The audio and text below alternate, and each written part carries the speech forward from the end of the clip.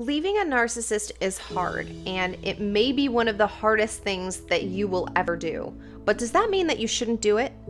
In this video, I'm going to address the top listed limiting beliefs that keep people stuck in a relationship with a narcissist that I have heard as a coach over the past 5 years, and more importantly, what you can do about them. So really quick, the top 5 things. 1, you have invested so much time and emotion into this relationship and it's scary to think about starting over. Is it easier to just kind of stick it out? 2, you may believe that you can't leave because you don't have enough money. 3, you believe that you and the narcissist will agree on how to co-parent the kids, so you don't really need to prepare to fight that hard, or you could come up with some sort of arrangement where you guys are technically married, but you are still separated. Or 4, maybe you believe that everything you experienced isn't really that big of a deal, or that 5, time heals all wounds. But are all of these beliefs true? You can leave the narcissist, even if they are threatening or violent, and especially if they are, you should. You will have to gather your finances and belongings. You will have to be prepared for a fight. There are things that you will have to change. And time does not heal all wounds. In fact, many victims of narcissistic abuse find themselves struggling for years after leaving the relationship.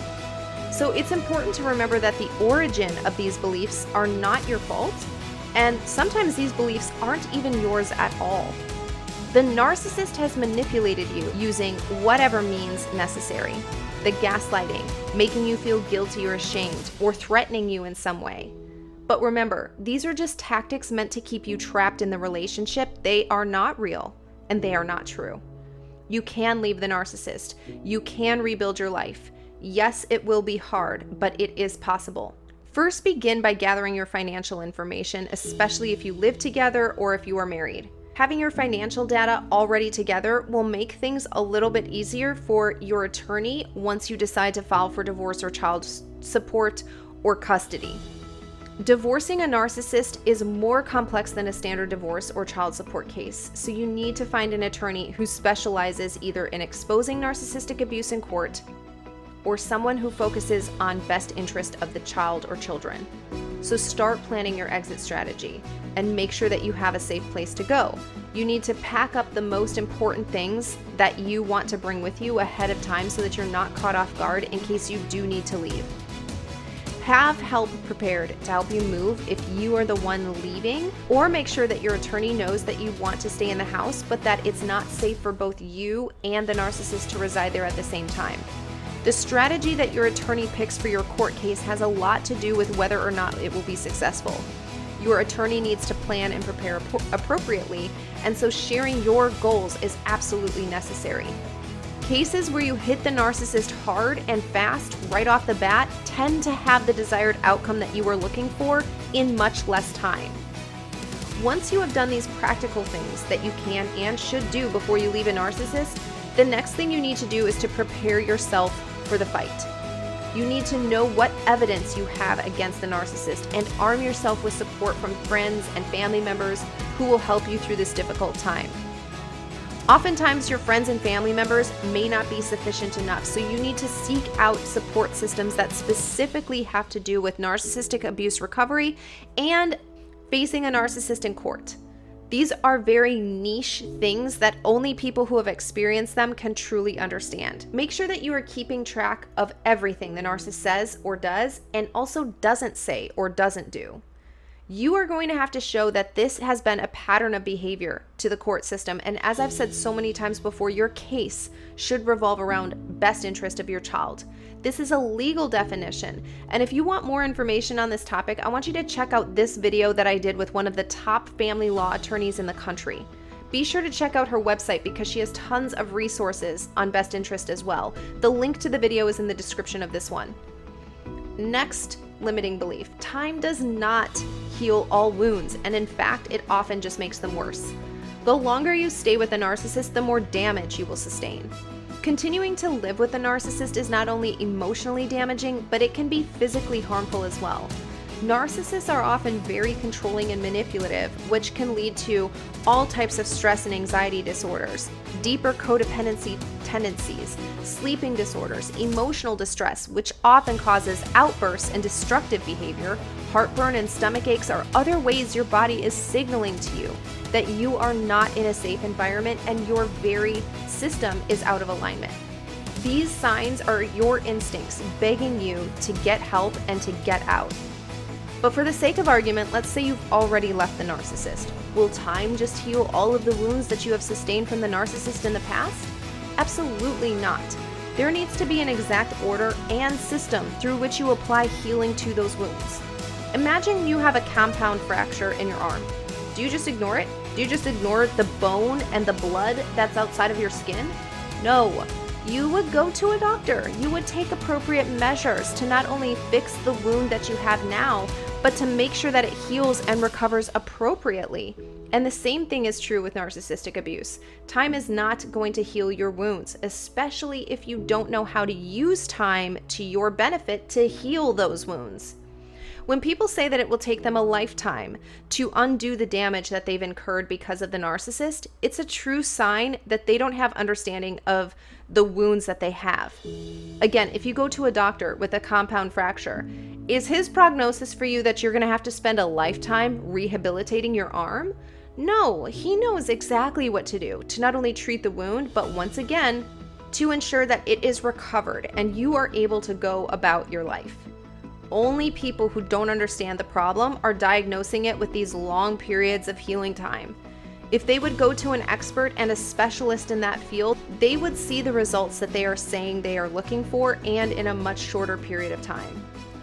The next argument is that you don't have enough money to leave the narcissist. This statement is a reflection of the amount of belief and willpower that you have to leave. In other words, the money isn't the actual reason. It's the excuse that you are choosing to use for your lack of action. Let me explain this further. If I truly wanted to do something, I would find a way to do it, and in this case, it's leaving the narcissist.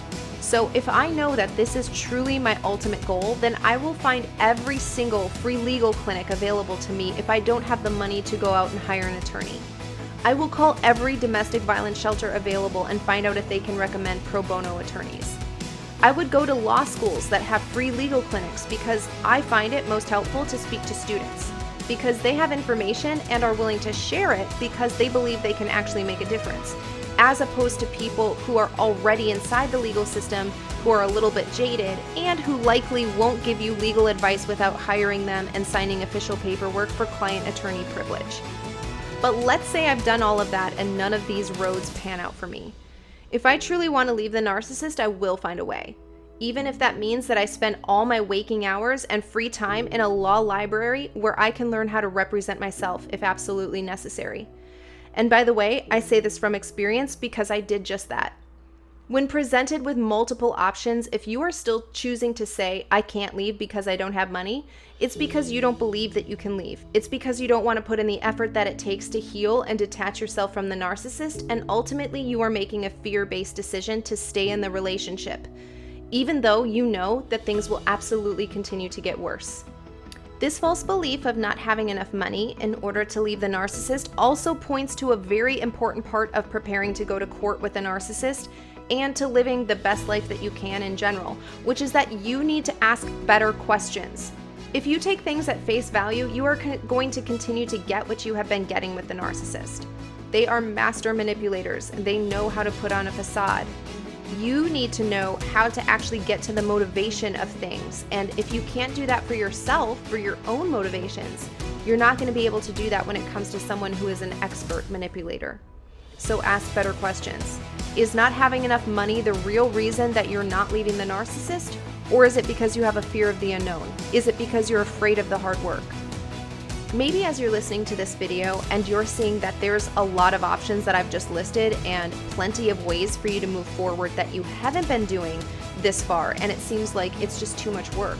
Maybe you're saying to yourself that what you're experiencing really isn't that bad. Maybe you are trying to gaslight yourself into believing that your limiting beliefs are actually true. And once again, it's so important that we understand that when we are with a narcissist, there can be residue of their way of thinking left in our minds. That isn't your thought. That is the narcissist's thought. And they are hoping that you will believe it for another day, another month, another year, another decade.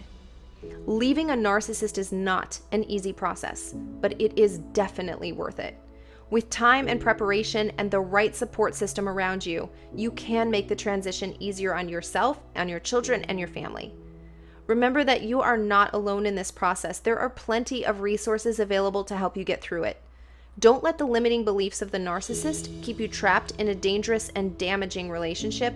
Leave the narcissist today.